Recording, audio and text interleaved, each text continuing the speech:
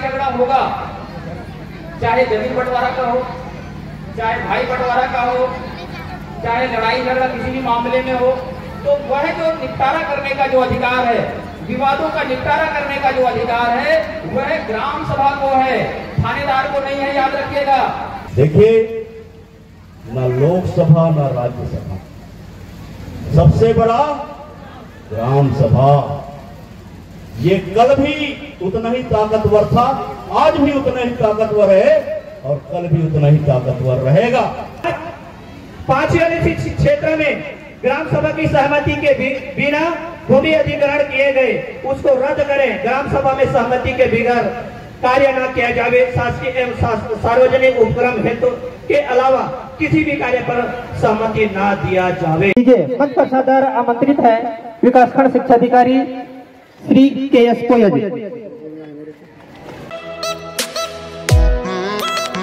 संवैधानिक प्रावधान के तहत आदिवासी समाज का 32% आरक्षण नहीं मिल रहा है, अतः 32% आरक्षण तत्काल लागू किया जावे। मिलना चाहिए कि नहीं मिलना चाहिए, कि कम होना चाहिए? इधर से बहुमत नहीं आ रही है, क्योंकि लोकतांत्रिक प्रजातंत्र में बहुमत की राज होती है। मिलना चाहिए कि नहीं मिलना चाहिए? मिलना चाहिए। और हम तो कहते हैं 32% से भी ज्यादा। और हमारे यहाँ का पढ़े लिखे बेरोजगार ऐसी कैसी पढ़े? स्थानीय भर्ती की मान्यता बस्तर संभाग के लोगों को मिलना चाहिए कि नहीं मिलना चाहिए? मिलना चाहिए कि नहीं मिलना चाहिए? मिलना चाहिए मिलना चाहिए। बस्तर समाज के युवा बेरोजगारों को स्थानीय भर्ती में प्राथमिकता मिलना चाहिए। इसलिए मैं इस बात को पुरजोर तरीके से कहता हूँ, हमारे शिक्षा विभाग में फर्जी जाति के नाम से हमारे विकासखंड से 2 ऐसे शिक्षक हैं, फर्जी प्रमाण पत्र बना करके नौकरी कर रहे थे, लेकिन आज के डेट में फरार हो गए।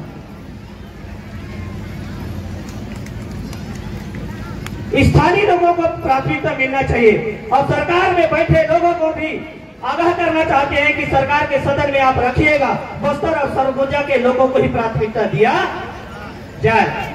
नंबर 4, आदिवासी के नाम पर फर्जी जाति प्रमाण पत्र बनाकर जो नौकरी कर रहे हैं, ऐसे लोगों पर तत्काल कार्रवाई किया जावे। ये समाज ने लिखा है प्रशासन को।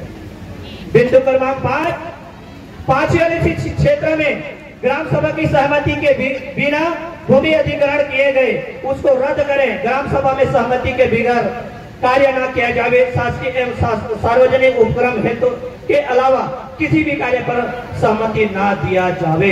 ये ग्राम पंचायत के जनप्रतिनिधि, ग्रामवासी, आप लोग तत्परता दिखाइएगा। आपके गांव में कोई आकर के ऐसे बनाएंगे वैसे बनाए करके लोग लुभावना देते हैं। जब तक ग्राम सभा की सदन में प्रस्ताव नहीं आएगा, विधेयक मत नहीं आएगा, तब तक किसी को देना नहीं है। कि देना चाहिए? नहीं देना चाहिए। 6वां बिंदु है आदिवासी सलाहकार का गठन होना चाहिए। आदिवासी परिषद का गठन बस्तर संभाग में होना चाहिए और आदिवासी परिषद का गठन जिस दिन हो जाएगी और उस परिषद का अध्यक्ष भी कौन होगा?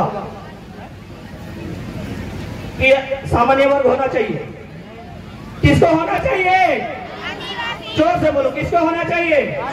आदिवासी को होना चाहिए हमारे परिषद का अध्यक्ष। 7वां बिंदु है बस्तर संभाग में हजारों बेकसूर आदिवासी नक्सली के नाम से मारे जा रहे हैं।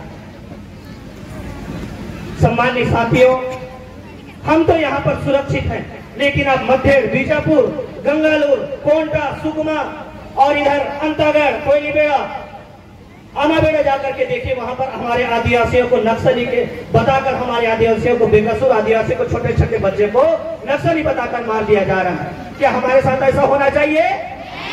नहीं होना चाहिए। इस बात पर भी सदन में एक विधेयक लाना चाहिए। जब तक वो आदिवासी की जांच, जब तक वो पाई नहीं जाती, तब तक किसी को ना मारा जावे। और इसी प्रकार से मारे जाते रहेंगे तो हमारे आदिवासी की जनसंख्या कम होती जाएगी। अगला है आदिवासियों की घटती जनसंख्या को मद्देनजर रखते हुए, ये बहुत बड़ी बात मैं कह रहा हूं। आदिवासियों की जनसंख्या को घटती प्रक्रिया को देख करके हम शासन प्रशासन को हमने पत्र व्यवहार किया है कि परिवार नियोजन जैसी योजना को आप बंद करो। बंद होना चाहिए कि नहीं होना चाहिए? शासन परिवार नियोजन की योजना लाती है और हमारे आदिवासियों की जनसंख्या कम होती है और सामान्य वर्ग वाले को परिवार नियोजन लागू नहीं होती है। अंतिम बिंदु की ओर हम जा रहे हैं। आदिवासी समाज, पुनः मैं आप सबका ध्यान आकृष्ट करना चाहता हूं। आदिवासी समाज की लड़की को कोई गैर समाज के लड़का शादी करता है, यदि उस लड़की के नाम पर कोई अर्जित धन संपत्ति है, उसको उस लड़की के माँ बाप के परिवार को सुपुर्द करना है। साथ ही हम उस लड़की के नाम से जमीन जायदाद जितना भी हमारी आदिवासी लड़की के नाम से खरीद रहे हैं, उसको तत्काल वापस कराने हेतु विधेयक सदन में लाना चाहिए। होना चाहिए कि नहीं होना चाहिए? हमारे बेटी माइयों को बाला फुसला करके लेते हैं, शादी करते हैं और उसके नाम से जमीन जायदाद संपत्ति इकट्ठा करते हैं। क्या ऐसा आप सह पाओगे? नहीं सह पाओगे। तो इस पर प्रतिबंध हेतु सदन में विधेयक आना चाहिए। 10वां बिंदु है वन अधिकार मान्यता कानून। दादाश्री बताएंगे अश्विनी कांगे जी। अगला है कि आदिवासी पर उत्पीड़न जैसे नरसंहार हस्तांतरण की। ठंडा बाबा की, शीतला माता की। मैं क्षमा चाहते हुए सबसे पहले तो आप लोगों को ये कहना चाहता हूं कि अब इसके बाद फरसगांव विकासखंड में भी जाना है। इस वजह से मैं निवेदन करके तत्काल माइक अपने हाथ में 2 मिनट के लिए लिया हूं। सबसे पहले मैं आज इस अवसर पर आज पूरे देश में और पूरे दुनिया भर में जो वहाँ के मूल निवासी हैं वो इस 9 अगस्त को अपने अस्तित्व के आंकलन के लिए और भविष्य के निर्धारण के लिए इसका आयोजन लगातार 1992 के बाद से किया जा रहा है। और अभी मैं उस 9 अगस्त और आज के 9 अगस्त में कितना बदलाव आया है, हमारे सामाजिक व्यवस्था में कितना बदलाव आया, हमारे आर्थिक स्थिति में कितना बदलाव आया, हमारे सांस्कृतिक गतिविधियों को कितना हम आगे बढ़ा पाए और हम हमारी एकता और अखंडता के लिए हम क्या करने जा रहे हैं। आज बहुत ज्यादा यहाँ पर व्यवस्था के बारे में या सरकार की योजनाओं के बारे में विस्तार से चर्चा करने की आवश्यकता नहीं है। मैं आप लोगों को बहुत बहुत धन्यवाद देते हुए इस बात के लिए कि मुझे आपने एक कलेक्टर के रूप में भी देखा था और आज आपने इस क्षेत्र का प्रतिनिधित्व करने का आपने मौका दिया है। एक विधायक के रूप में मेरी जो एक सामाजिक जिम्मेदारी है, जिसके बारे में अभी हमारे प्रधान जी बोल रहे थे, इसको जो है सदन में उठाना चाहिए। देखिए, न लोकसभा न राज्यसभा, सबसे बड़ा ग्राम सभा, ये कल भी उतना ही ताकतवर था, आज भी उतना ही ताकतवर है और कल भी उतना ही ताकतवर रहेगा। लेकिन पुराने समय में तो लोग ग्राम सभाओं में जाते थे, आज कोई नहीं जाता। जाते हैं ग्राम सभा में जाने के लिए किसी के पास टाइम नहीं है। जिला प्रधानमंत्री आवास योजना में नाम लिखाना है, वो आ जाए। जिला पेंशन योजना के फायदा उठाना है, वो आ जाए। जिला जो है कोई आर्थिक फायदा लेना है ग्राम सभा से, वो ला जाए। बाकी आप ग्राम सभा में गिने चुने 15 से 20 आदमी से ज्यादा नहीं जाते। हमें यहां से ठीक करना पड़ेगा। अगर समाज को हमको आगे बढ़ाना है, संगठित करना है, तो हमको उस निचले स्तर पर ठीक करने की जरूरत है जहां पर हम लोग कर पड़े। अभी अश्विनी आए हुए हैं ग्राम सभा पर, मैं कहूंगा कि जरूर 2 मिनट अपना विचार व्यक्त करेंगे, क्योंकि हमने बहुत हल्के से ले लिया है ग्राम सभा और लोगों ने देखा कि ये आदिवासी मत तो ग्राम सभा में आए नहीं, ग्राम सभा के मतलब नहीं समझे, तो कोई भी आदमी कोई भी कहां तो बिठा करके ले जाएगा।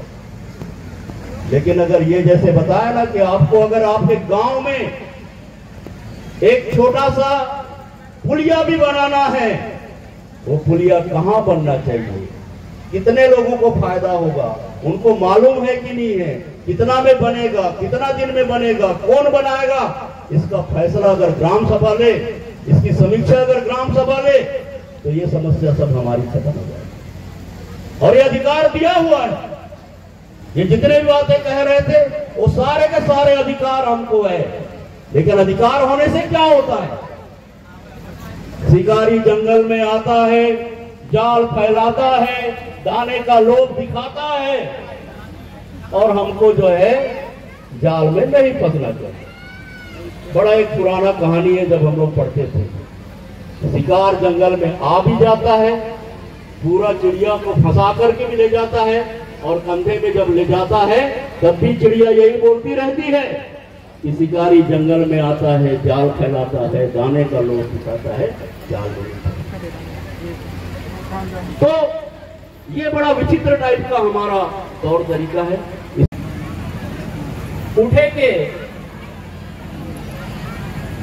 उठेंगे आदिवासी भारत के वास्ते, उठेंगे आदिवासी भारत के वास्ते न्याय, समता, इंसानियत और लोकतंत्र के रास्ते। उठेंगे आदिवासी भारत के वास्ते। इन लाइनों में मैंने जितना कहा है, उन लाइनों को केवल आपको समझ बनाना है आज के दिन में।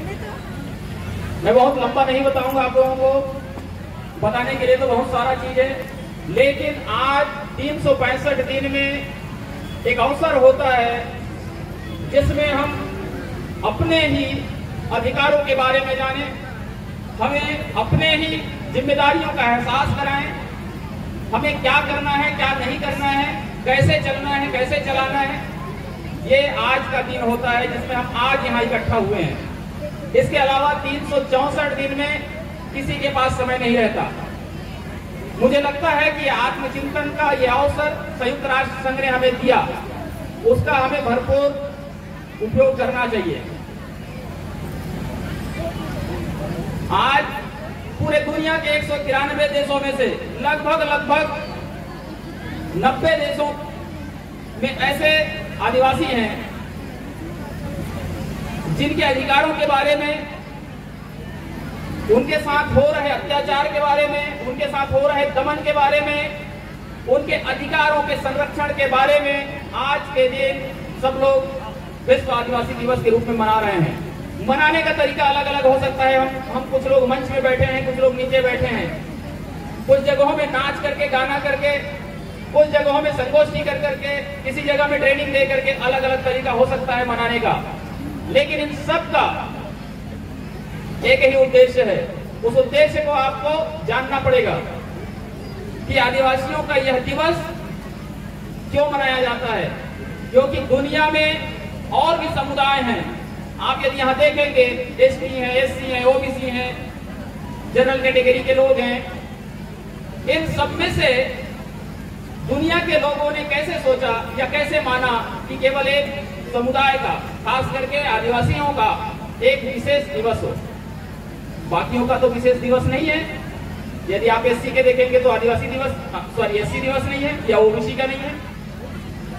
केवल आप लोगों में ऐसी क्या खूबी है या आप में वो क्या खासियत है कि दुनिया के लोगों ने माना कि आपका एक दिवस होना चाहिए। ये बड़े सोचने वाली बात है। इसको आपको सबको समझ के जाना चाहिए आज के इस मंच से। इस देश में, देश को आजाद हुए लगभग 75 साल मना रहे हैं। आदिवासियों के अधिकारों के साथ कैसा उल्लंघन होता है। पूरे छत्तीसगढ़ के 61% भूभाग जो है वो आदिवासी क्षेत्र कहा जाता है, जिसमें से ये बड़े राजपुर भी है। मतलब पूरा बस्तर संभाग, पूरा सरगुजा संभाग, आपके किनारे में नगरी है, उधर मानपुर मोहल्ला है। ऐसा यदि बोलेंगे तो छत्तीसगढ़ का 61% हिस्सा राष्ट्रपति ने अधिसूचित कर रखा है। इसका मतलब उल्टा समझेंगे तो छत्तीसगढ़ में सामान्य क्षेत्र कितना है, तो सामान्य क्षेत्र आप बोलेंगे केवल और केवल 100 में 61 घटा दीजिए, सब लोगों को थोड़ा बहुत गणित आता है, 39% हिस्सा ही इस प्रदेश का सामान्य क्षेत्र है। ये एक बड़ा आंकड़ा है। सबको आपके उंगली में होना चाहिए। और यदि ऐसा है तो जो 61% हिस्से की बात मैं करूंगा, 61% भूभाग के हिस्से का बात करूंगा, तो केवल और केवल वही जल है, जंगल है और जमीन है, याद रखिएगा। आप सामान्य क्षेत्र में जाके खोजेंगे तो जंगल नहीं मिलेगा। आपको जितने भी खनिज संपदा है इन्हीं क्षेत्रों में मिलेगा, लेकिन लोगों को सुविधा चाहिए। लोगों को सुविधा चाहिए तो आप ही से जंगल मांगेंगे, आप ही से जमीन मांगेंगे, आप ही से जल मांगेंगे, आप ही से खनिज मांगेंगे। आप लोगों को लगता है कि हम जल जंगल जमीन के मालिक हैं, है कि नहीं है? जल जंगल जमीन के मालिक कौन? हेलो, जोर से बोलिए, जल जंगल जमीन के मालिक कौन? इसकी रखवाली कौन करेगा? ऐसा किसने कहा? हेलो, ऐसा हमारे पूर्वजों ने या हमारे बड़ों ने ऐसा हेलो। सुनाते आए। लेकिन क्या हम ये चीज कर रहे हैं? नहीं, हम नहीं कर रहे हैं। इस बात को आपको ध्यान देना पड़ेगा। हाँ, ओके। जिस बात को माननीय विधायक महोदय ने कहा, और विधायक महोदय क्या कहा के चले गए, उन्होंने एक चीज कहा कि इस देश में लोकसभा ना विधानसभा सबसे ऊंची। ये कौन बोल रहे हैं? इस प्रदेश के सबसे उच्च सदन जो विधानसभा होते हैं उसके वो सदस्य हैं, और वो ये कह रहे हैं कि लोकसभा और विधानसभा से भी यदि जो बड़ा पावर है वो किसके हाथ में है? ग्राम सभा के हाथ में है। और यदि ग्राम सभा के हाथ में है तो वही जो आपका अधिकार है, जो आपका जो पावर है, उसको कलेक्टर तक, थाने के टीआई से लेकर के, थानेदार से लेकर के, एसडीओपी से लेकर के एसपी तक, सारे के सारे आपसे ही, उसी ग्राम सभा से ही, बगैर पंचनामा लिए, बगैर आपके सहमति लिए कोई काम नहीं करता, कोई काम नहीं करता।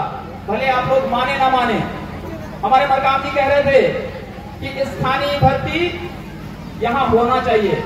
आप लोगों को ये पता होगा कि वो स्थानीय भर्ती आप लोगों का पावर है, लेकिन ये आपको अभी नहीं पता।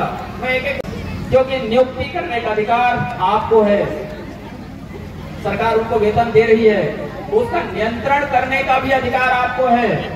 सारे ग्राम सभाओं को, जितने भी शासकीय क्षेत्र के सार्वजनिक उपक्रम के संस्थान हैं, चाहे वो आंगनबाड़ी हो, चाहे स्कूल हो, चाहे लेब्स हो, चाहे स्वास्थ्य केंद्र हो, ये सारे के जितने भी सरकारी कर्मचारी होंगे उन सारे का नियंत्रण आपके हाथ में है।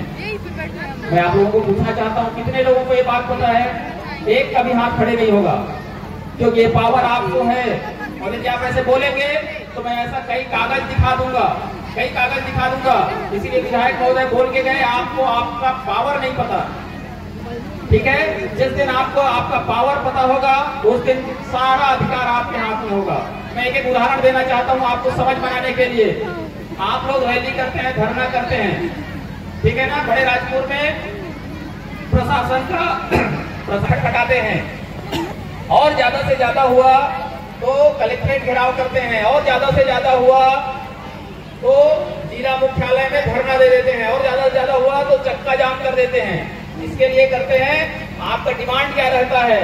डिमांड यही रहता है कि जल जंगल जमीन के मालिक हम हैं, हमें आप जंगल दे दो, आप हमें जमीन दे दो।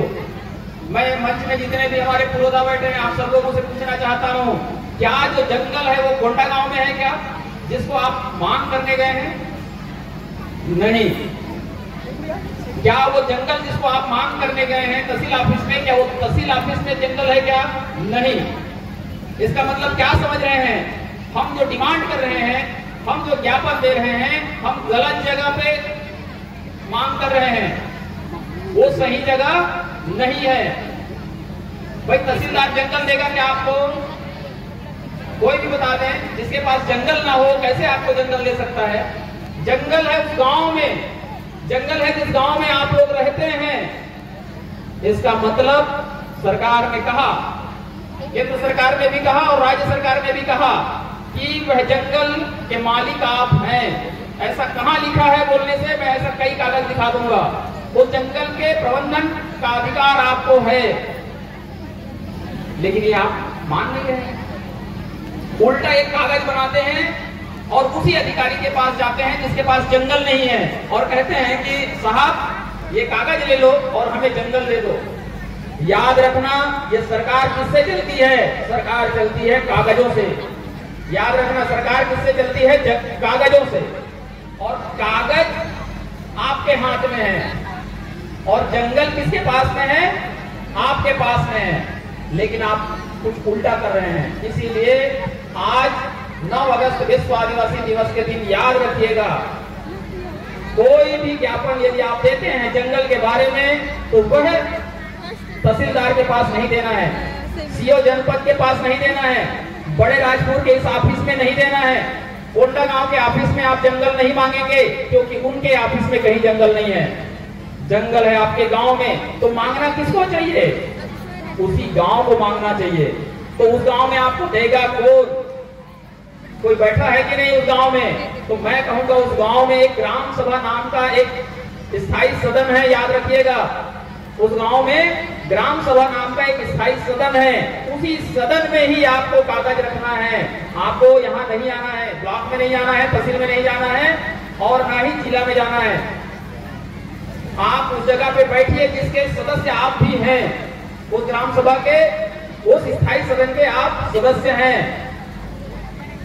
आप लोगों को पता ही नहीं है कि वह ग्राम सभा है क्या।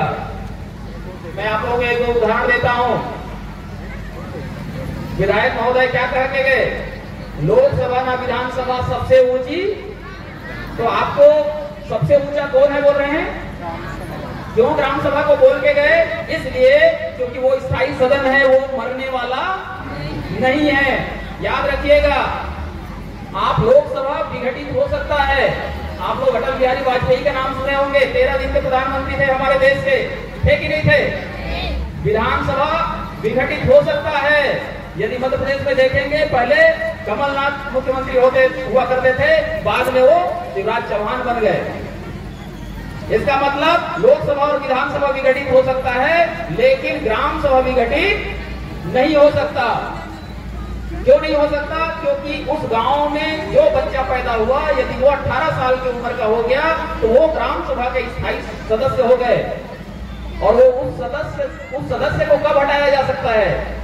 जब उस गांव से वो या तो मर जाएगा या उस गांव से भाग जाएगा या वो पागल हो जाएगा। इसके अलावा वो ग्राम सभा का सदस्य हमेशा बना रहेगा। इसका मतलब उस सदन में आपको बात रखनी है, चाहे कोई भी अधिकार हो। और वो अधिकार, ग्राम सभा के अधिकार को कोई भी प्रशासनिक अधिकारी नहीं काट सकता।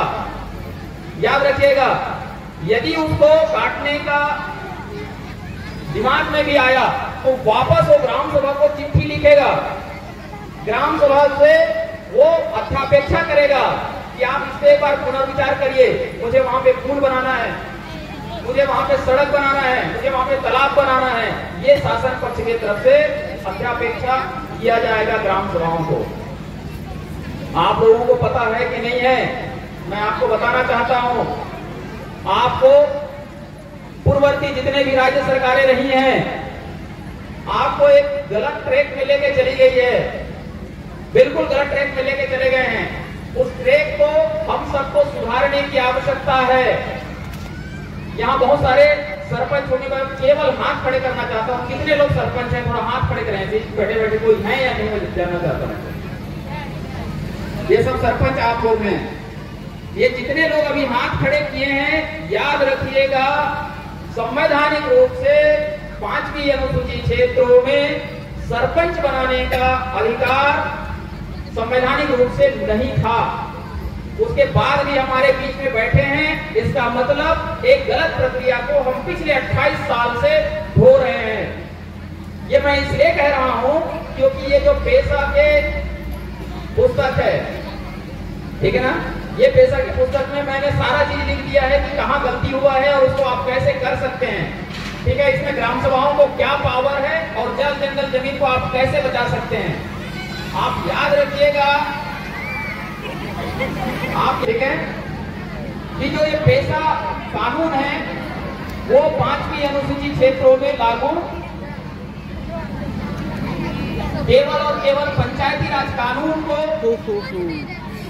हमारे ऊपर बैठे बैठे भी हालत खराब होने के लिए लाया गया। पानी गिरी सकते रहे माछी हम समझेंगे तो इस देश को 75 साल हो गए हैं आजाद हुए, और आजाद भारत में देश की सदन जो है, उच्च सदन जो है, लोकसभा, ये कहता है कि जहां जहां आदिवासी क्षेत्र है जो अंग्रेजों के जमाने से है, ये जो बड़े राजपुर ब्लॉक है ये अंग्रेजों के जमाने से ही शेड्यूल्ड है, ये कोई नया नहीं हुआ है।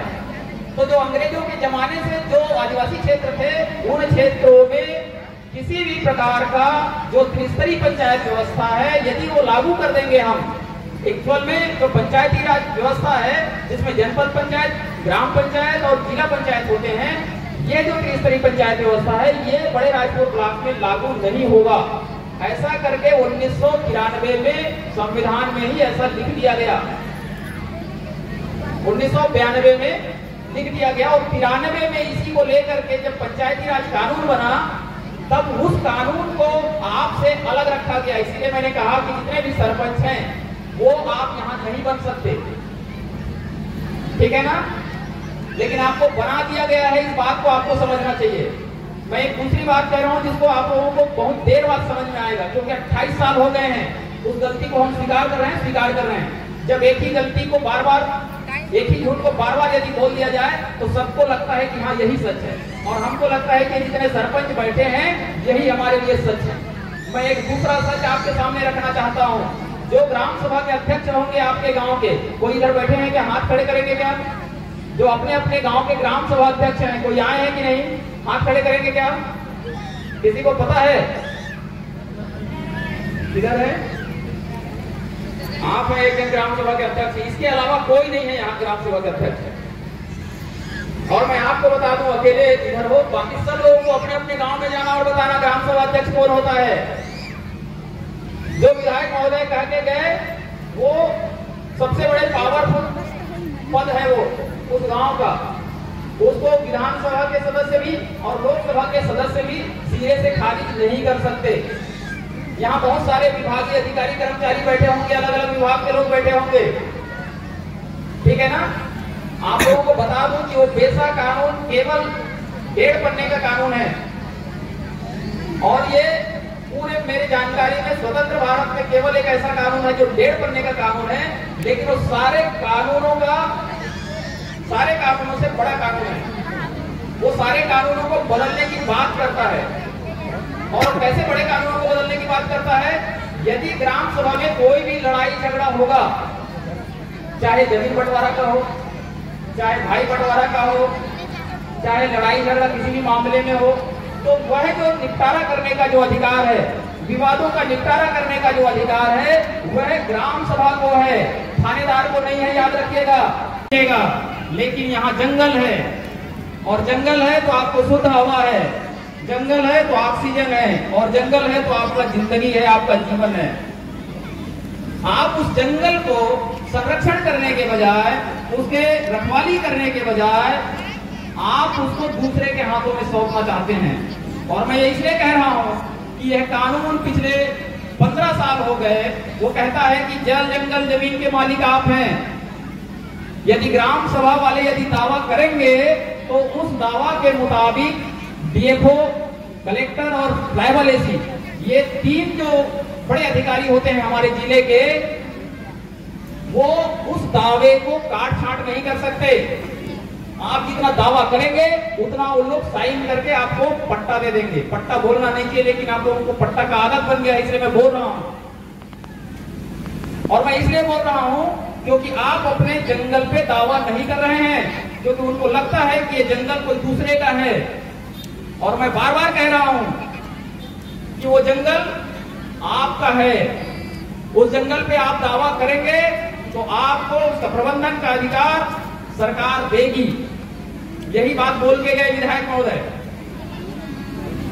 वो ग्राम सभा को इतना बड़ा पावर है, और जिस दिन कलेक्टर, ट्राइबल एसी और डीएफओ जिस दिन साइन करके 1 पन्ने का टाइटल आपको दे देंगे, उसके बाद पूरा प्रबंधन आपको करना है। वन विभाग के साथी होंगे या अधिकारी कर्मचारी तो बिल्कुल इस बात को ध्यान रखेंगे कि जो गांव का जो CFRMC जो बना है, वन संसाधन प्रबंधन समिति बना है,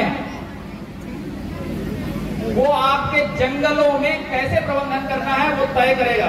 मैं आप लोगों को पूछना चाहता हूं केवल समझाने के लिए, वन विभाग यदि वृक्षारोपण करता है तो कौन कौन से वृक्षों का रोपण करता है? मैं जनरली इधर से आया तो देखा हूं काजू का करते हैं ना, नीलगिरी, अगेसिया। मैं पूछना चाहता हूं इस मंच को, क्या आप लोग काजू खाते हैं? क्या कोई नहीं खाता? काजू से कोई लेना देना नहीं है। कोई ये नीलगिरी के घर से घर बनाए हैं क्या? नीलगिरी पेड़ से नहीं। अगेसिया का कोई औचित्य है क्या? नहीं। लेकिन ये कौन तय करता है? वन विभाग, क्योंकि उसके पास केवल और केवल बजट आता है और वो तय करता है कि मेरे को वृक्षारोपण करना है और उसको आप लोग स्वीकार कर लेते हैं।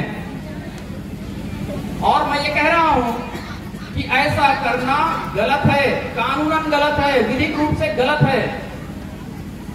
अब आपको तय करना है, गांव वालों को तय करना है। जिस दिन ये तीनों अधिकारी साइन करके आपको दे देंगे उस दिन आप तय करेंगे कि आपको इमली लगाना है कि महुआ लगाना है, कि आम लगाना है कि अमरूद निकालना है, आप फलदार पौधा लगाना चाहते हैं कि इमारती लकड़ी लगाना चाहते हैं, इमारती पौधा लगाना चाहते हैं, ये गांव वाले तय करेंगे। ये तय करने का अधिकार आपको है। लेकिन बड़े अफसोस की बात है, मैं इतना चिल्ला के बोल रहा हूं, लेकिन गांव वालों को, आप लोगों को इसका एहसास ही नहीं है कि ये निर्णय हम ले सकते हैं। और इसीलिए मैंने कहा कि जब तक आप अपने लिए निर्णय नहीं लेंगे तब तक गैर लोग ही आपके लिए निर्णय लेते रहेंगे। इसको लिख लीजिए, जब तक मैं अपने लिए निर्णय नहीं लूंगा तब तक मेरे लिए हमेशा गैर लोग निर्णय लेंगे। और इस बात को यदि आपको समझना है तो जो गैरों के बुद्धि पे चलता है उसको प्रबुद्धिया कहते हैं। बोलते हैं कि नहीं बोलते हैं? तो आप लोग कौन हैं? गाली मत समझिएगा, मैं उंगली उठा के बात इसलिए कर रहा हूं क्योंकि आपके दिमाग को मेरे को खोलना है। आप दूसरे के बुद्धि पे चलने वाले लोग हैं, इसलिए आज से तय कर लें। इसलिए मैं इस मंच में दहाड़ के बोल रहा हूं कि ये निर्णय लेने का अधिकार आपको है। DFO केवल और केवल आपके कार्य योजना को अपने वर्किंग प्लान में केवल दर्ज करेगा। याद रखिएगा, यदि कोई DFO कार्यालय के अधिकारी बाबू को यहाँ होंगे तो याद रखिएगा, जो ग्राम सभा को पावर है वो उन्होंने तय कर दिया कि हम अगेसिया नहीं लगाएंगे, हम इमली लगाएंगे। गांव वाले को लग गया कि ये हम काजू नहीं खाएंगे, काजू के बदला हम आम लगाएंगे, तो आम ही लगेगा। DFO फाइनल नहीं करेंगे, वो गांव फाइनल करेगा, वो ग्राम सभा फाइनल करेगा। उसके बाद उसका प्रबंधन भी आपको करना है। ये मैं छोटे छोटे इसलिए कह रहा हूं क्योंकि मैं दिन भर जब ट्रेनिंग देता हूं तो 10:30 बजे से 5:30 बजे तक सब लोगों को ट्रेन करता हूं, तब थोड़ा बहुत समझ में आता है। लेकिन ये चूंकि मंच है और इस मंच में मैं आपको ट्रेनिंग के तरीके का नहीं बता सकता, मैं केवल आपके अधिकारों को इंगित कराना चाहता हूँ कि आप लोग हैं कौन, आप लोग क्या निर्णय ले सकते हैं। और आपको चाहे राजस्व विभाग हो, चाहे पुलिस विभाग हो, चाहे वन विभाग हो, चाहे वो पानी विभाग ही क्यों ना हो, पानी मतलब जल संसाधन विभाग, वो भी अपना निर्णय नहीं लेगा, निर्णय आप लोग लेंगे। सिंचाई का प्रबंधन कैसे करना है, वहां मछली पालना है कि नहीं पालना है, कौन सा मछली पालना है और कितना में बेचना है, ये आप तय करेंगे। ये अधिकार आपको दे रखा है, कागजों में दे रखा है। केवल आपको उस जलाशय को अपने नाम करना है, अपना दावा करना है और उसमें आपको मछली पालन करना है या सिंचाई का व्यवस्था करना है। मेरा कहने का आशय बस ये है कि हम आज तक पिछले 27-28 सालों से हम केवल सरकारी ऑफिसों में जाते हैं और हम एक कागज देते हैं अधिकारी को और कहते हैं कि जल जंगल जमीन के मालिक हम हैं साहब, ये जल जंगल जमीन हमको दे दो और ये कागज आप रख लो। यही कहते हैं कि नहीं कहते? लेकिन अब वो नहीं कहना है, अब वो नहीं करना है, तो असलियत में करना क्या है? वो जो कागज उनको देते हैं वो कागज हमको ग्राम सभा के अध्यक्ष को देना है। किसको देना है? ग्राम सभा के अध्यक्ष को देना है। ऐसे हर एक गांव में ग्राम सभा के अध्यक्ष हैं कि नहीं है? सबको पता है कि नहीं पता है? तो इस पूरे मंच में केवल एक जन ग्राम सभा का अध्यक्ष है जो हाथ खड़े किए, बाकी लोग कहां गए हैं? बाकी लोग कहीं नहीं गए हैं इसलिए आप लोगों को नहीं पता है। आप सबके गांवों में एक एक ग्राम सभा के खाता खुले होंगे। कितने लोगों को पता है? थोड़ा हाथ खड़े करें तो। किसी को नहीं पता, एक जन को पता है।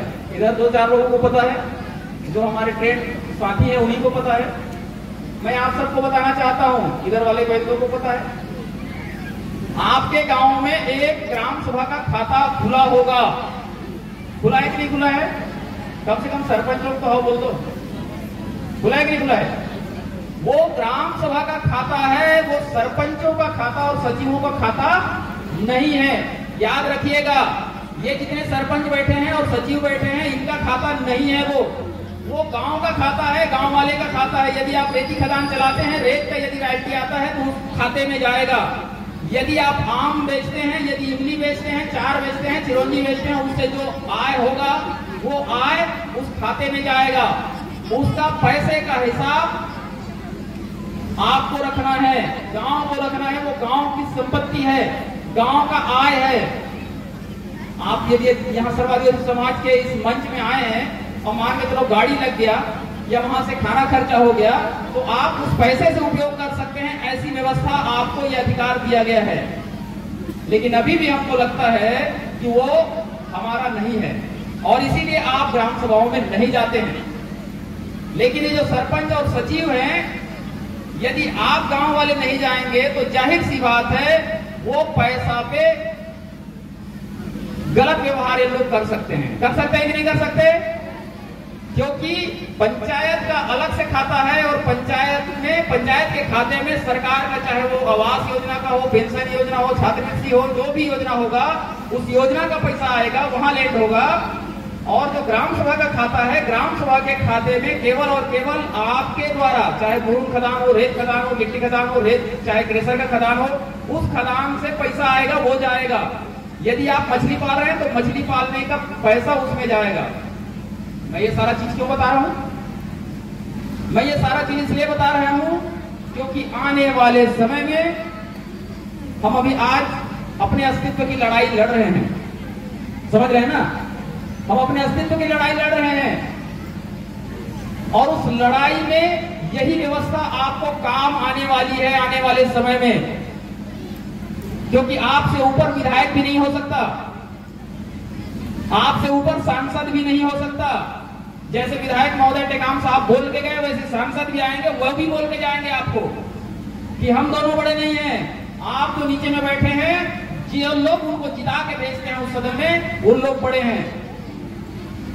लेकिन ये बात आपको समझना पड़ेगा कि आप कितने बड़े लोग हैं, ठीक है ना?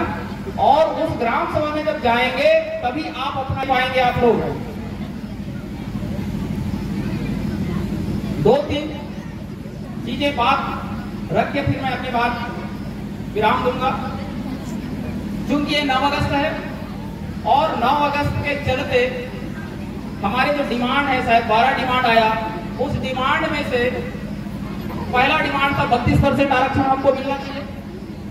दूसरा डिमांड था यहाँ के लोगों को तृतीय चतुर्थ श्रेणी में स्थानीय भर्ती मिलना चाहिए, यहाँ के लोगों को चपरासी बनना चाहिए। बाहर के लोग आ जाते हैं, बिलासपुर के लोग, रायपुर के लोग, जो पढ़े लिखे लोग हैं वो चपरासी बनने आते हैं और हमारे यहाँ के सोमारू राम, बुधारू राम, वो चपरासी भी नहीं बन पाते, भले वो कितना भी पढ़े लिखे रहे।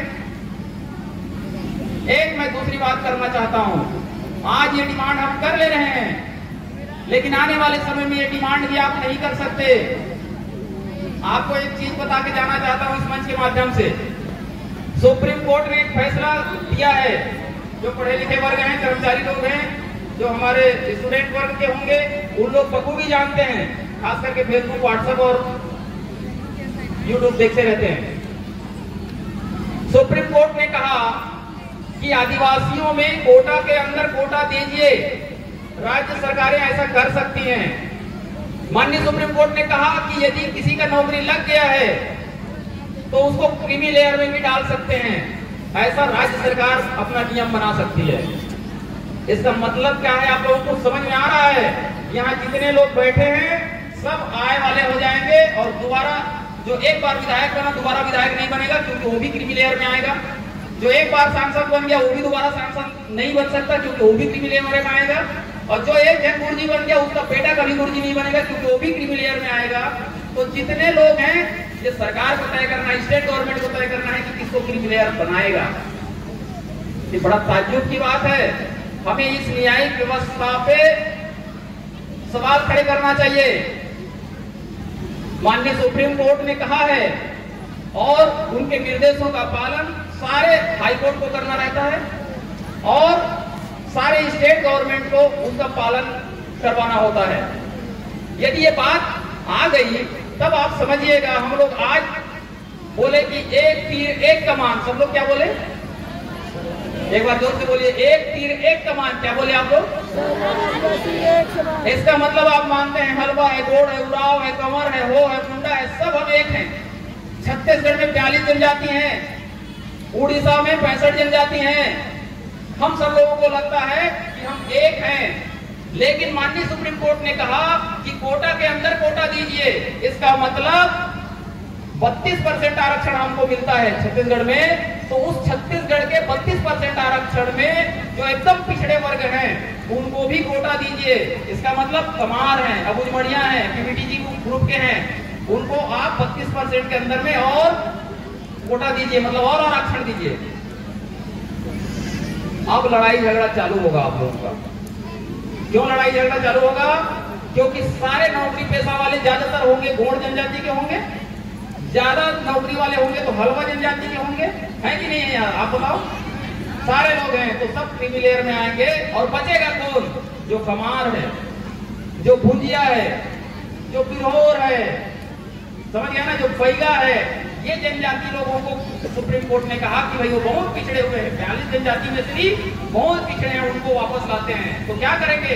पहले आपको इधर से नीचे बिठाते हैं। ये विश्लेषण अलग अलग तरीके का अलग अलग मंचों में आपको अभी आने वाले समय में मिलेगा। मैं माननीय सुप्रीम कोर्ट के उनके फैसले के विरोध में बात नहीं कर रहा हूं, उसकी आलोचना नहीं कर रहा हूं, लेकिन माननीय सुप्रीम कोर्ट के फैसले से जो हमारे पास व्यवस्था बनने वाली है उस पे इस मंच में चर्चा होनी चाहिए। क्या गलत है, क्या सही है, वो राज्य सरकार तय करेगी, आप तय नहीं करेंगे। लेकिन जो मैं व्यवस्था सोच रहा हूं या मैं देख रहा हूं, ये यही होने वाला है। जब कोटे के अंदर कोटा की बात करेंगे तब आप बोलेंगे कि गोंड समाज एक हो जाएगा, बोलेगा मेरा विधायक बनना चाहिए, समझ रहे हैं ना। हलवा समाज एक हो जाएगा, बोलेगा मेरा सांसद बनना चाहिए, समझ गया ना। कमार समाज अपना एक हो जाएगा क्योंकि मेरे लोगों को नौकरी में लगाना है, तो ये मेरा जिला अध्यक्ष है। अभी आप लोगों को लगता है सर्वाधिक समाज के एक ही अध्यक्ष हैं, ऐसे 42 जन अध्यक्ष पिछले बार आने वाले समय में हम बैठेंगे और यही एक दूसरे पे मन जुटा होगा, एक दूसरा तिरछा देखेगा, समझ रहे हैं। इसको कहते हैं कोटे के अंदर कोटा। अब ये बात आने वाले समय में आप लोग खुद ही परख लेना कि कैसे होने वाला है। मैं कोटे के अंदर कोटे का विरोध नहीं कर रहा हूं, ये एक अच्छी व्यवस्था है, लेकिन क्रीमी लेयर जैसे ही डालेंगे तो ये आर्थिक लाभ पहुंचाने वाला आरक्षण व्यवस्था नहीं है। याद रखिएगा, यदि आदिवासियों को और एससी को आरक्षण दिया गया है तो वो आर्थिक व्यवस्था के लिए नहीं है, आर्थिक संपन्नता के लिए नहीं है, आर्थिक सुधार का एक प्रोग्राम नहीं है। आपको प्रतिनिधित्व का हिस्सा दिया गया है, मेन पावर में आने के लिए, मेन हर एक संस्थानों में जगह देने के लिए, वो प्रतिनिधित्व कैसे आए इसके लिए बात कही गई है। लेकिन कुछ दौर से हम देख रहे हैं इस देश में, कुछ दौर से हम देख रहे हैं इस देश में कि वे जो व्यवस्था है वो बदलती जा रही है, धीरे धीरे बदलती जा रही है, हमारी चुनौतियां बढ़ते जा रही है। मैं पूछना चाहता हूं, जब पहला आदिवासी दिवस ये विश्रामपुरी में मनाए होंगे तब कितना डिमांड रहा होगा आपका? 1 टन रहा होगा, 1 टन रहा होगा। लेकिन अभी अध्यक्ष महोदय ने सुनाया 12 टन हो गया है। हमारे चारमा साइड में जाएंगे तो वो 32 टन रहता है और कम नहीं होता है। आपको समझना है कि आपकी समस्याएं खत्म नहीं हो रही हैं, आपकी समस्याएं कम नहीं हो रही हैं, आपकी समस्याएं बढ़ रही हैं। आपने कहा 32% चाहिए, कोर्ट ने कहा 32 के अंदर में और दो। अच्छी बात है कोटा के अंदर कोटा, क्योंकि हमारे लोग जो 42 जनजाति के लोग हैं, जो पिछड़े हुए हैं, उनको जरूर आना चाहिए, ठीक है ना। तो ये जो व्यवस्था है, आप कह रहे हैं कि स्थानीय भर्ती होना चाहिए, माननीय सुप्रीम कोर्ट और माननीय हाई कोर्ट ने कई आदेशों में ये इंगित कर दिया है कि आप स्थानीय भर्ती नहीं कर सकते। मतलब विश्रामपुरी के लोगों को चपरासी आप नहीं बना सकते। विश्रामपुरी के लोग, यदि चपरासी की भर्ती होगी तो पूरे राज्य स्तर की भर्ती होगी और जो पढ़ा लिखा वर्ग होगा वही नौकरी करेगा। स्थानीय भर्ती को आप सबको समझना चाहिए। यदि अबुझमाड़ है, अबुझमाड़ सुने कि सुने? अबुझमाड़ को सुने। अबुझमाड़ में पिछले 75 सालों में इस देश में जो सत्ता में सरकारें रही हैं वो पहुंच नहीं पाई अबुझमाड़ में। ये सरकारी डेटा कहता है कि हम सर्वे नहीं कर पाए हैं। छत्तीसगढ़ सरकार कहती है कि हम अबुझमाड़ एक इस देश का ऐसा हिस्सा है जहां हम सर्वे नहीं कर पाए हैं, और आप कहते हैं कि हमारी स्थानीय भर्ती होना चाहिए। आप कहते हैं 32% आरक्षण हमको मिलना चाहिए। पेशा कानून ने उसी चीज को बल दिया। वो कोई भी यदि कानून 5वीं अनुसूची क्षेत्र में लागू करेगा राज्य सरकार या केंद्र सरकार, तो वह अपवादों और रूपांतरणों के अधीन ही लागू करेगा, अन्यथा लागू नहीं कर सकता। और इस लिहाज से देखेंगे तो यदि हरेक ग्राम पंचायतों में, हरेक ग्राम सभाओं में ग्राम सभा अध्यक्ष बन गए हैं, बने हैं कि नहीं बने हैं, लेकिन उसका लिखा पढ़ी करने के लिए कोई सचिव बना के दिए हो क्या? सरकार ने नहीं दिया। सरकार ने आपको ग्राम सभा का सचिव नहीं दिया। जो ग्राम पंचायत के सचिव हैं उन्हीं को बोल दिया गया ठीक है भाई, वो ग्राम सभा का भी लिखा पढ़ी आप ही कर देना, पंचायत का तो करना ही करना, उसके लिए वेतन पाते हो, लेकिन ग्राम सभा के कार्यवाही को भी आप ही लिख देना। बाई द वे यदि कभी नियुक्ति करने की बात आई कि हर एक ग्राम सभाओं में सचिव बनाना है करके, और यदि आप लिखा पढ़ी करना है मतलब 12वीं पास होना जरूरी है, तो 12वीं पास वाले को यदि नौकरी लगाएंगे, यदि आप ऐसे बोलेंगे, तो मैं पूछना चाहता हूं इस पूरे सभा को, क्या अबुझमाड़ में 12वीं पास वाला हर एक गांव में लड़का मिल जाएगा क्या? कोई भी बता दो, अबुझमाड़ में 12वीं पास वाला कोई लड़का मिल जाएगा क्या हर गांव में? नहीं मिल सकता। इसलिए नहीं मिल सकता क्योंकि सरकारी आंकड़ा कहता है कि आपने स्कूल खोला नहीं वहां, आपने आंगनबाड़ी आज तक खोला नहीं वहां, तो पढ़ेगा कहां? जब पढ़ा ही नहीं है तो 12वीं पास मिलेगा कहां? जब वो 12वीं पास मिलेगा ही नहीं तो क्या उसको आप सचिव छोड़ देंगे क्या? ग्राम सभा बनाना छोड़ देंगे क्या? नहीं। इसलिए मेन स्ट्रीम में जो विकास की मुख्य धारा है उसमें लाने के लिए आपको खींच के उनको लाना ही पड़ेगा। तब बात आती है स्थानीय भर्ती की, जिसको आप बोल रहे थे। तब रायपुर का बंदा जाके अबुझमाड़ में गोंडी में बोल नहीं सकता। तब भिलाई का बंदा कितना भी पढ़ा लिखा होगा, गोंडी में जाके ओरछा में नौकरी नहीं कर सकता। वहां तो गोंडी चाहिए कि नहीं चाहिए? और वो तो गोंडी बोलते हैं, हिंदी तो आता ही नहीं है। आप कितना भी इंग्लिश में पढ़ाई कर लो रायपुर में। ये स्थानीय भर्ती का आपको लॉजिक समझना पड़ेगा। और ये स्थानीय भर्ती कौन कर सकता है? ग्राम सभाएं कर सकती हैं। इस बात को आपको समझना चाहिए। इसलिए मैं बार बार कह रहा हूं, आंगनबाड़ी की भर्ती सरकार नहीं करती। आंगनबाड़ी की जो कार्यकर्ता है उसकी भर्ती गांव वाला करता है। शिक्षा कर्मी क्योंकि अभी फूल हो गए हैं, कोटा फूल हो गया है, विशेष भी हो गए हैं, इसलिए नियुक्ति नहीं हो रहा है। लेकिन सारे यदि शिक्षा कर्मी को आप पूछेंगे तो आपकी नियुक्ति किसने किया, तो प्रथम चरण के जितने भी है सारे शिक्षा कर्मियों की भर्ती गांव वालों ने किया। अब गांव वाले किए, इसका मतलब रायपुर वाले को तो भर्ती नहीं किए होंगे? किए हैं क्या? थोड़ा बताइए। अरे वो उसी गांव के बड़े राजपुर का है तो बड़े राजपुर का नौकरी में लगा कि नहीं लगा? इसको कहते हैं सारी भर्ती। हम समझ नहीं रहे हैं, हम सब लोग कभी आवाज नहीं उठाए कि व्यापम में एक वैकेंसी निकलेगा और वहां बोलते हैं कि सारे स्कूलों और छात्रावासों में हम चपरासी का नौकरी का वैकेंसी निकालते हैं। आपने आवाज नहीं उठाया। मैं उंगली दिखा के बोल रहा हूं, आपको यही उंगली वापस मेरे को रिटर्न आना चाहिए। आपको उंगली उठाना चाहिए सरकार पे, आपको उंगली उठाना चाहिए व्यवस्था पे। जिस दिन आप व्यवस्था परिवर्तन की बात करेंगे, जिस पे व्यवस्था सुधारने की बात करेंगे, वो व्यवस्था सुधरेगी। आपने कभी नहीं कहा, इसीलिए व्यवस्था नहीं सुधरेगी। मैं ऐसा क्यों कह रहा हूं? क्योंकि तो महुआ तो सड़ेगा नहीं, हम रखे रहेंगे, ठीक है। जब दुकान खुलेगा, लॉकडाउन खुलेगा, उसके बाद हम कोचिया को बेच देंगे। तो अधिकारी ने कहा नहीं, आप कोचिया के पास नहीं बेचेंगे, वो सरकार ले लेगी, छत्तीसगढ़ सरकार लेगी। तो मैं बोला फिर कितने में? बोले 19 रुपया में। तो मैंने कहा कि भाई 19 रुपया में हम क्यों आपको दें, जब मार्केट में ही 40 रुपया 50 रुपया में महुआ बिक रहा है, तो हम आपको क्यों दें? तो मैंने कहा कि आप जो बोल रहे हैं सही बात है, मैं सारे जगहों पे महुआ रुकवा दूंगा, सारे जगह पे महुआ रुकवा दूंगा। हर एक गांव में महुआ कहीं नहीं बिकेगा, रुके रहेगा। लेकिन आप जाके बोलिए मैंने यही उंगली दिखाया, मैं वही बोल रहा हूँ, व्यवस्था परिवर्तन के लिए आपको उंगली उठाना पड़ेगा। मैंने यही उंगली उठाया उनको और कहा कि माननीय मुख्यमंत्री छत्तीसगढ़ शासन को आप बोलिए कि 19 रुपया में कोई भी महुआ नहीं बेचेगा। भले हम कोचिया को बेच देंगे, भले हम सड़ा देंगे, भले हम मंद बना देंगे, चलेगा कि नहीं चलेगा? चलेगा ना, लेकिन हम 19 रुपया में घाटा का सौदा नहीं करेंगे। आप जाके बताइए, आप लोगों को ताज्जुब होगा कि ऐसा बोलने के बाद और लॉकडाउन के दरमियान छत्तीसगढ़ सरकार में तत्कालीन माननीय मुख्यमंत्री भूपेश बघेल जी थे, उन्होंने 35 रुपया किया। यदि लघु वनोपज सहकारी सोसाइटी के कोई भी यदि कर्मचारी अधिकारी जुड़े होंगे तो याद रखिएगा, उसका एमएसपी दर है वो अभी 33 से 35 रुपए के आसपास होगा। और वो केवल अश्वनी कांगे के बोलने से नहीं हुआ, याद रखिएगा।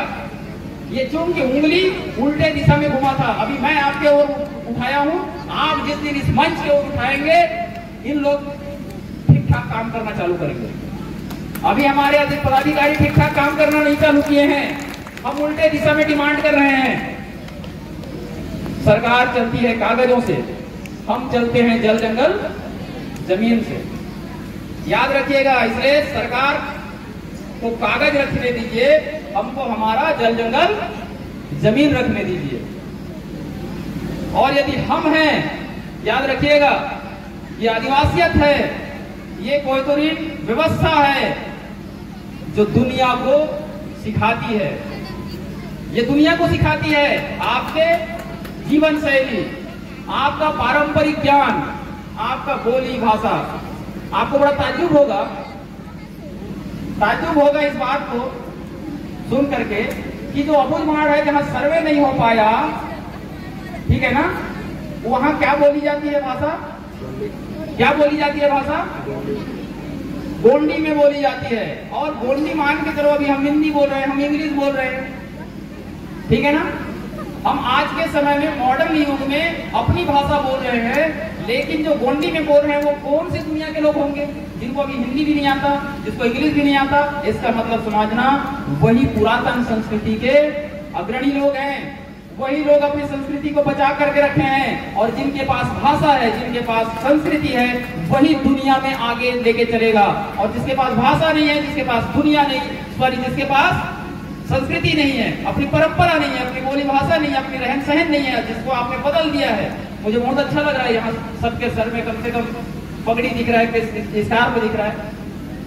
जिस दिन आप अपनी संस्कृति को बदल देंगे, अपनी बोली भाषा को बदल देंगे, दुनिया में आपको नामो निशान नहीं रहेगा। और इसी बात के लिए हम आज 9 अगस्त को पूरे दुनिया के लोग अपने अपने तरीके से, अपने अपने देश में, अपने अपने क्षेत्र में हम आज के दिन को मनाते हैं। मुझे लगता है कि मैं लंबा बोल दिया हूं और मैं आप लोगों को बहुत ऐसे उदाहरण बता सकता हूं जिससे आपको सीखना चाहिए, लेकिन मुझे दोबारा कभी अवसर दीजिएगा इस बड़े राजपुर ब्लॉक में, तो मैं दोबारा आऊंगा और ये बात बताना चाहता हूं इस मंच के माध्यम से कि विश्रामपुरी में मैं बहुत पुराने समय से आते रहा हूं। ये हमारे सेवक नेताम जी हैं, ये तत्कालीन उस समय विधायक हुआ करते थे और इनके जरिए से आज भी याद होगा, केस काल के थाना के बगल में एक मकान है, मकान मतलब कमरा है, वो ठहर गया है, वहां आपने सीआरसी का उद्घाटन किए थे। और सीआरसी का मतलब होता है कम्युनिटी रिसोर्स सेंटर, इसका मतलब होता है समुदाय का संसाधन केंद्र। और समुदाय के संसाधन केंद्र का मतलब होता है कि चाहे जल हो, जंगल हो, जमीन हो, चाहे स्वशासन हो, चाहे कानूनी अधिकार हो, चाहे न्यायालय का लड़ाई हो, वह हम तय करेंगे। हम आपके पूरे समाधान हम तय करेंगे, आपको थाना जाने की जरूरत नहीं है, कोर्ट कचहरी जाने की जरूरत नहीं है। ये व्यवस्था हमने बना के दिया और यह व्यवस्था आपके खास करके बड़े राजपुर ब्लॉक में बेहतरीन तरीके से चल रहा है। और वही साथी हमारे इधर अगल बगल में दिख रहे हैं। मुझे लगता है कि मैं इस मंच के माध्यम से और हमारे जितने भी सगाजन हैं, खास करके इस कोयतुरी व्यवस्था को आगे ले जाने वाले जितने भी हमारे गुरुद्वारे हैं, कुछ हमारे बेनवासी भी हो चुके हैं, उन सबको मैं तहे दिल से धन्यवाद देना चाहता हूं कि हमारे उस सोच को, हमारे उस विचारधारा को, हमारे उस रणनीति को इस भूमि पे या बड़े राजपुर ब्लॉक में सिंचित कर रहे हैं। मैं बहुत ज्यादा बोल दिया हूं, कभी अवसर देके तो मैं वनाधिकार कानून पे, पेशा कानून पे, 5वीं अनुसूची क्षेत्र के अलग अलग व्यवस्था पे हर एक चीजों पे बात करूंगा, लेकिन मैं सबसे आग्रह करना चाहता हूं कि आप जिस ग्राम सभा के मेंबर हैं, जहां आपका वोटर आईडी है, उस वोटर आईडी वाले ग्राम सभा में आप जरूर जाके बैठिएगा और वहीं आप अपना निर्णय लेंगे। जो निर्णय लेंगे, मैं बार बार बोल रहा हूं, पूछिएगा मेरे को, आपके उस निर्णय को जिले का कोई भी विभाग का कोई भी प्रशासनिक अधिकारी नहीं काटेगा। ऐसा कहां लिखा है बोलने से मैं ये कागज दिखा सकता हूं, और इसमें इस किताब में मैंने सारा चीज लिख दिया है।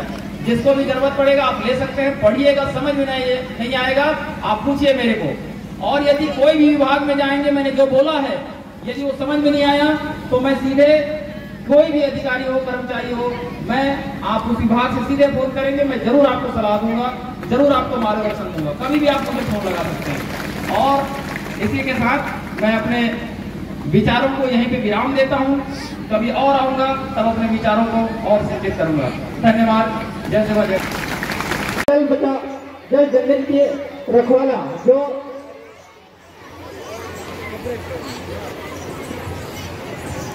हाँ, हमारे युवा साथियों से निवेदन है कि आप शांतिपूर्वक